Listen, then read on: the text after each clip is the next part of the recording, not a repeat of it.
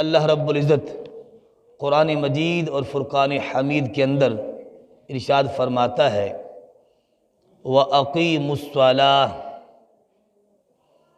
نماز قائم کرو، وَآتُوا الزَّکَاةَ، اور زکوٰۃ ادا کرو،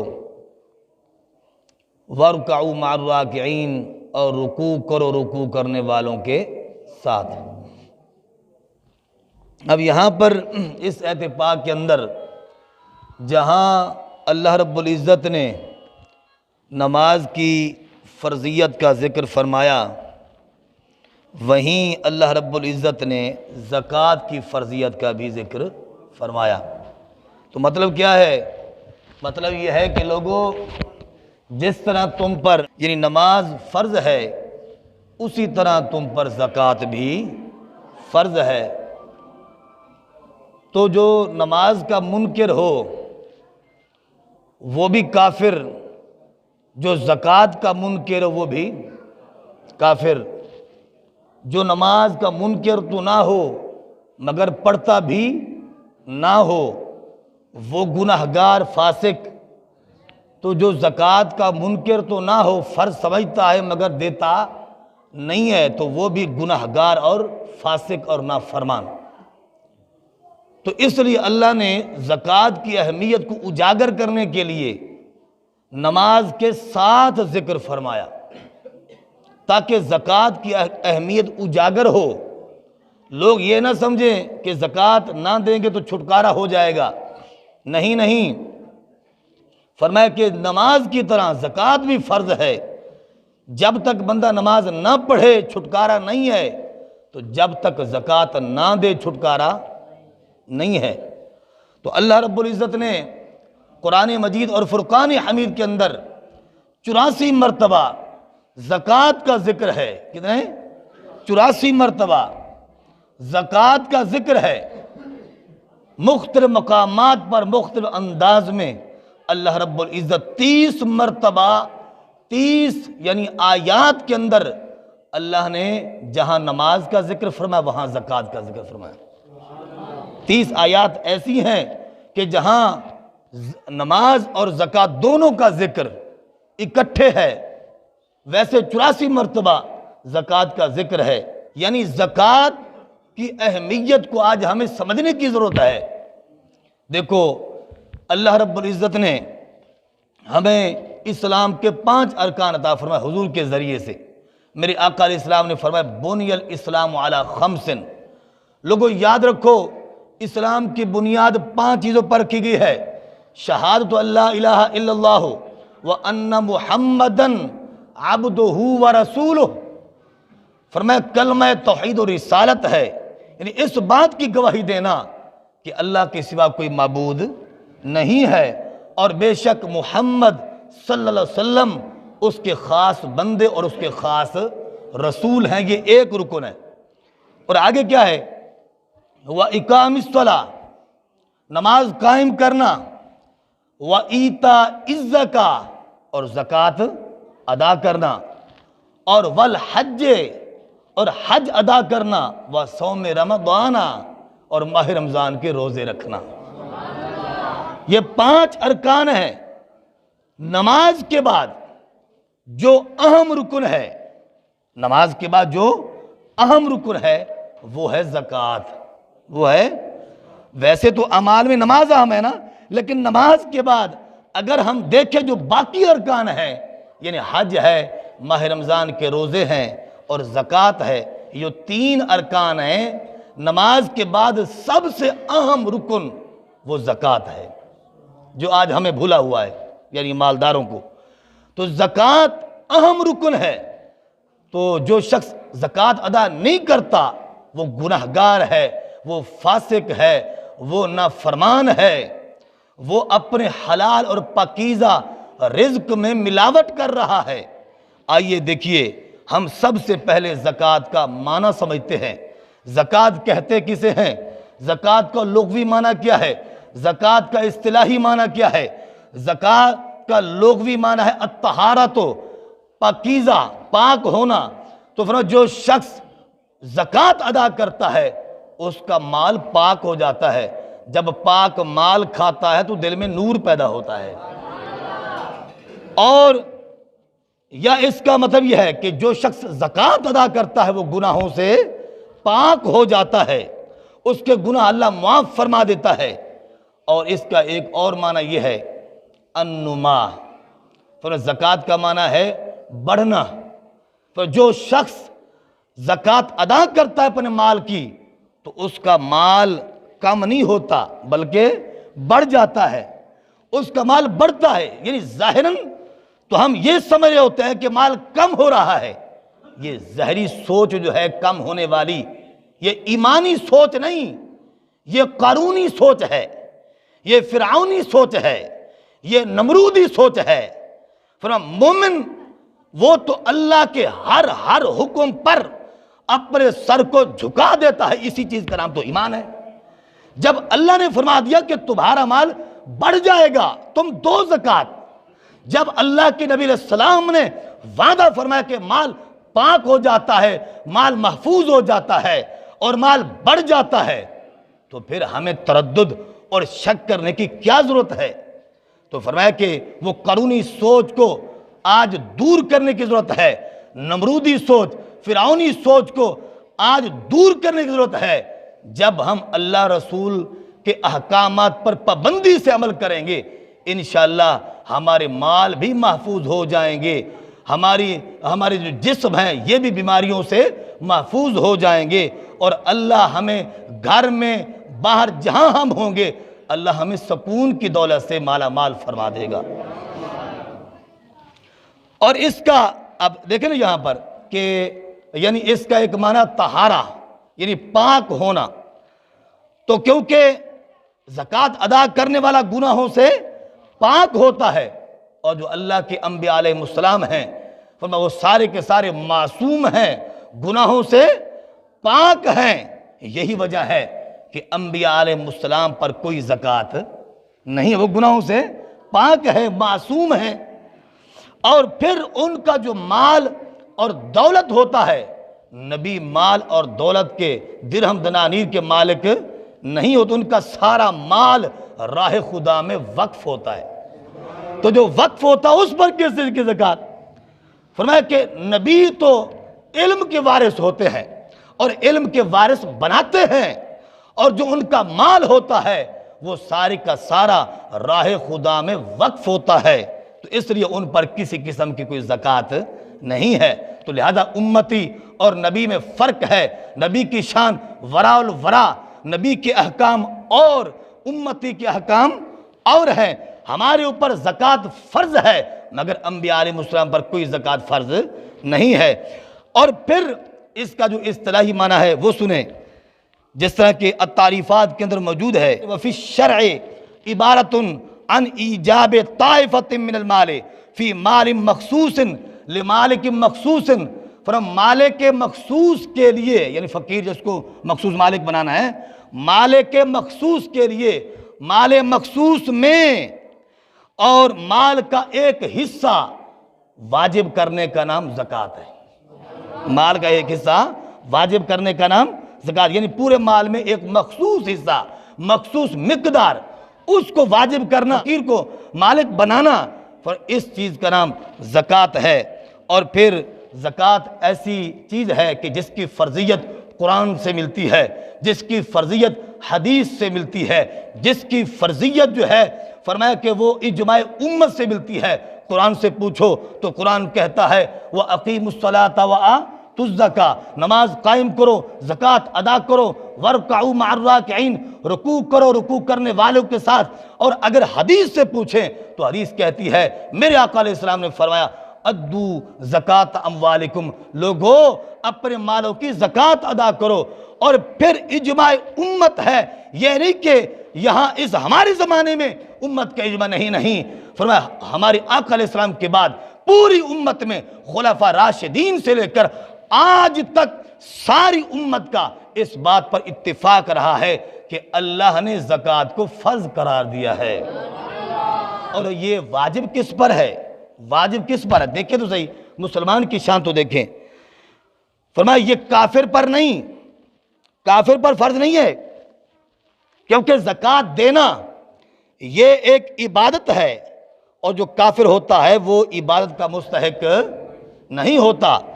آزاد مسلمان عاقل بالغ پر زکوٰۃ فرض کب؟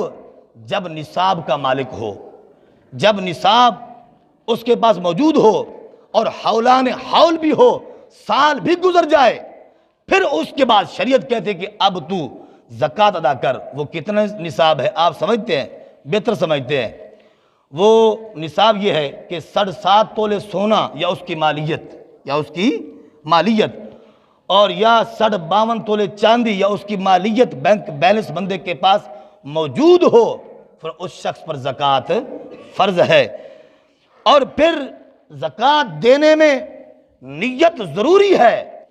ویسے کسی غریب کو دے رہا ہے تو اس کو یہ کہنا کہ یہ زکوٰۃ ہے، اس کی دل آزاری ہوتی ہے، وہ پریشان ہوتا ہے، لے تو لیتا ہے، ضرورت مند ہے، حاجت مند ہے، لیکن پریشان ہوتا ہے کہ میں زکوٰۃ کا پیسہ لے رہا ہوں، یہ میل کچیل ہے، سمجھ نہیں آئی؟ یہ نجس ہوتا ہے، تو یہ لوگوں کے مال کی میل کچیل ہوتی ہے۔ تو شریعت کہتی ہے کہ بتانا ضروری نہیں ہے، صرف نیت کرنا ضروری ہے کہ تیرے دل میں ارادہ ہو، یہ جو میں مسکین کو دے رہا ہوں، فقیر کو دے رہا ہوں، یتیم کو دے رہا ہوں، یہ زکوٰۃ صرف دل میں ارادہ ہو، بس نیت جو ہے جب آپ نے کر لی ہے تو اگلے کو بتانا ضروری نہیں ہے، بس تمہاری زکوٰۃ ادا۔ لیکن یہ نیت شرط ہے، اگر زکوٰۃ کی نیت نہیں ہوگی تو زکوٰۃ ادا نہیں ہو، کیونکہ حدیث پاک میں آتا ہے، میرے آقا علیہ السلام فرمایا انما الاعمال بالنیات، اور حضور نے فرمایا لا عمل الا بالنیت، کہ کوئی عمل بھی بغیر نیت کے نہیں ہوتا، صرف نیت ضروری ہے، دل میں ارادہ ضروری ہے، مگر اگلے فقیر یتیم مسکین کو بتانا ضروری نہیں ہے، اس کو دے دو تمہاری زکوٰۃ ادا ہو جاتی ہے۔ اور پھر وجوب کی حکمت کیا ہے؟ وجوب کی حکمت یہ ہے، اللہ فرماتے ہیں وَمَا مِن دَابَّةٍ فِي الْأَرْضِ إِلَّا عَلَى اللَّهِ رِزْقُهَا، فرمایا کہ زمین پر جو بھی جاندار چیز ہے اس کا رزق اللہ کے ذمہ ہے، اس کا رزق اللہ کے ذمہ ہے، وہ اتنا رازق ہے، وہ اتنا مالک ہے، وہ اتنا رزق کا ذمہ دار ہے کہ ہر جاندار کو، وہ انسان تو درکنار، جانور تو درکنار، پتھروں میں چھوٹے سا کیڑا جو پہاڑوں کے پیٹ میں رہنے والا ہے، اللہ اس کا رزق وہاں پہنچا دیتا ہے۔ اتنا وہ ذمہ دار ہے، وہ مالک، وہ رازق جس نے پیدا کیا ہے، رزق کا مالک بھی وہی ہے، رزق کا ذمہ دار بھی وہی ہے، کوئی کسی کو رزق نہیں دے سکتا، اللہ ہی رازق ہے۔ اور اس بات کا اعلان میں نہیں کر رہا، اللہ خود کر رہا ہے۔ اللہ فرماتا ہے وَمَا مِن دَابَّةٍ فِي الْأَرْضِ إِلَّا عَلَى اللَّهِ رِزْقُهَا، فرمایا ہر جاندار چیز جو ہے، جو زمین پر چلنے والی ہے، فرمایا اس کا رزق اللہ کے ذمہ ہے۔ تو اللہ وعدہ یوں نبھاتا ہے۔ اللہ رب العزت نے 2 قسم کے انسان پیدا کیے، ایک قسم مالداروں کی ہے، دوسری قسم جو غریبوں کی ہے۔ اللہ نے مالداروں پر زکوٰۃ کو فرض کرا دے دیا، اللہ نے مالداروں پر صدقہ فطرانے کو فرض کرا دے دیا، اللہ نے مالداروں پر فصل کی آمد کا جو عشر ہے، میری بات سمجھ آ رہی کہ نہیں آ رہی؟ عشر جو ہے اس کو اللہ نے فرض کرا دے دیا۔ فرمایا جب مالدار لوگ یہ اپنے اموال کی زکوٰۃ ادا کرتے ہیں تو غرباء جو ہے اپنی زندگی کی ضروریات پوری کرتے ہیں، اپنے بچوں کا پیٹ پالتے ہیں، اپنا پیٹ پالتے ہیں، اپنے جسم کا لباس بناتے ہیں، ان کے گھر میں چولہے جو ہیں وہ جلتے ہیں اور وہ زندگی میں کچھ چین محسوس کرتے ہیں، اور پھر وہ اس انداز میں ہماری خوشیوں میں شریک ہوتے برابر کے، اور پھر عیدگاہ میں آ کر ایک ہی صف میں کھڑے ہو جاتے ہیں۔ اور یہ اسلام اس بات کا اعلان کر رہا ہوتا ہے کہ میں وہ اسلام ہوں کہ جس نے ایک ہی صف میں امیر کو بھی کھڑا کر دیا ہے، غریب کو بھی کھڑا کر دیا ہے۔ وہ اور دین ہے کہ جب خوشی کے تہوار ہوتے ہیں، ان کے مذہبی تہواروں پر غریب بیچارے در بدر ٹھوکر کھا رہے ہوتے ہیں، مگر اسلام ایسا کامل دین ہے، اسلام ایسا جامع معنی دین ہے کہ اس کے اندر اللہ نے ہر انسان کا حق ادا کیا ہے۔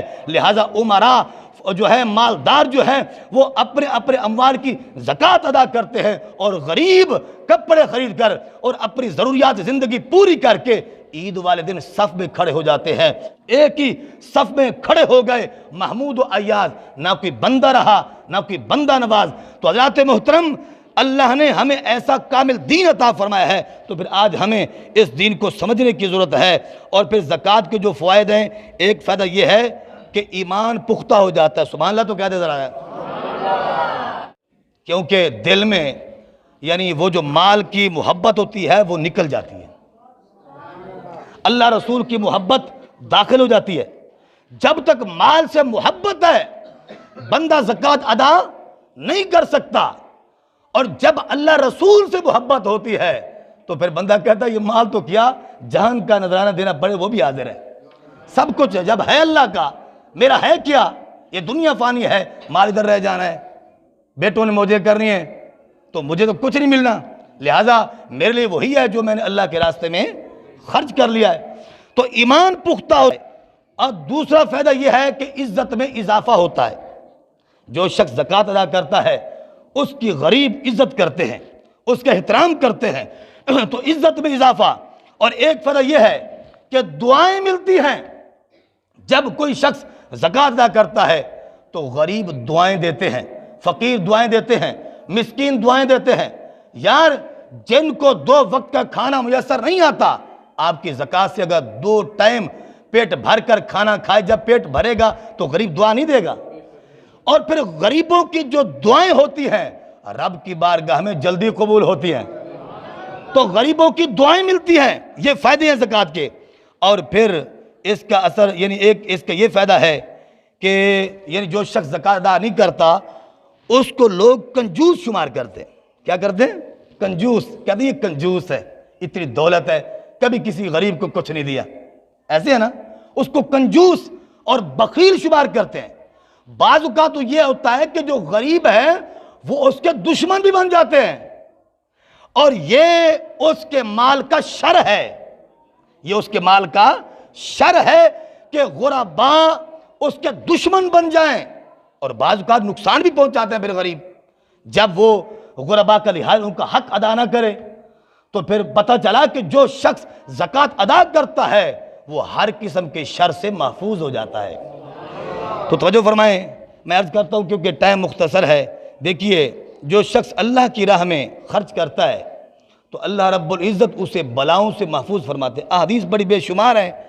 دیکھو نا، آج کچھ لوگ اس کو بوجھ سمجھتے ہیں اور حکومتی جو ٹیکس ہیں وہ خوشی سے ادا کرتے ہیں، خوشی سے۔ حکومت کا ٹیکس ہو چاہے لاکھوں روپے آ جائے، دیتے ہیں لوگ، دیتے ہیں نا جی، کروڑوں روپے ٹیکس دیتے ہیں، مگر غریبوں کا حق دینے کے لیے پریشان ہو جاتے ہیں، اپنے آپ کو جدی پشتی کنگال پیش کرتے ہیں۔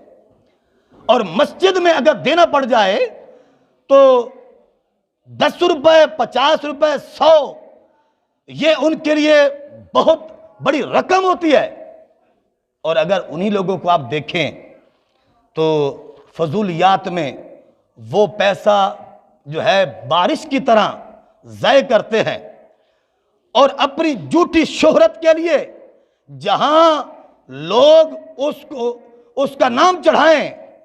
آپ نے دیکھا نہیں کہ یہ سیاستدان وہاں گیٹ بنواتے، وہاں تختیاں لگواتے ہیں کہ جہاں لوگ دیکھیں، لوگ تعریف کریں۔ کیا ان کو مسجد نظر نہیں آتی؟ کیا ان کو طلباء غریب پڑھتے ہوئے نظر نہیں آتے؟ کیا ان کو مسجد کا بل نظر نہیں آتا؟ بل کیوں نہیں دیتے؟ کیونکہ بل ادا کرے تو نظر نہیں آئے گا۔ تو روڈ پر گیٹ بنوائیں گے یا کوئی سولنگ لگوا دیں گے، کوئی گلی بنوا دیں گے تو وہ تو تختی لگ جائے گی، ہر بندے کو نظر آئے گا، تو ہر بندہ تعریف کرے گا کہ فلاں سیاستدان نے جو ہے یہ بنوائی ہے تو اس کا نام چڑھے گا۔ تو جھوٹی شہرت کے لیے ہزاروں، لاکھوں، کروڑوں روپے خرچ، مگر اللہ رسول کے لیے 10 روپے بھی نہیں۔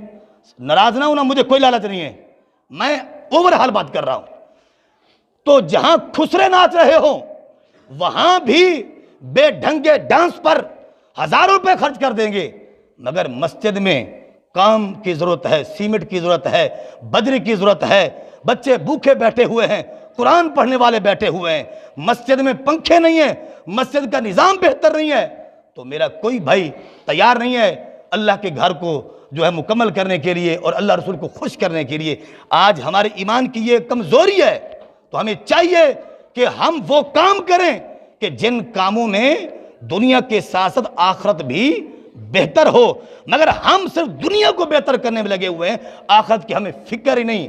دیکھا نہیں ہمارے باپ دادا، وہ ہمیں نظر نہیں آتے، وہ چلے گئے ہیں، ان کی کمی پر ہم کھا رہے ہیں، ان کی کمی پر ہم بیٹھے ہوئے ہیں، ان کی جائیداد پر ہم ڈاکو بنے ہوئے ہیں۔ وہ نہیں رہے تو ہم بھی نہیں رہیں گے، تو پھر رہے گا تو اللہ کا نام رہے گا۔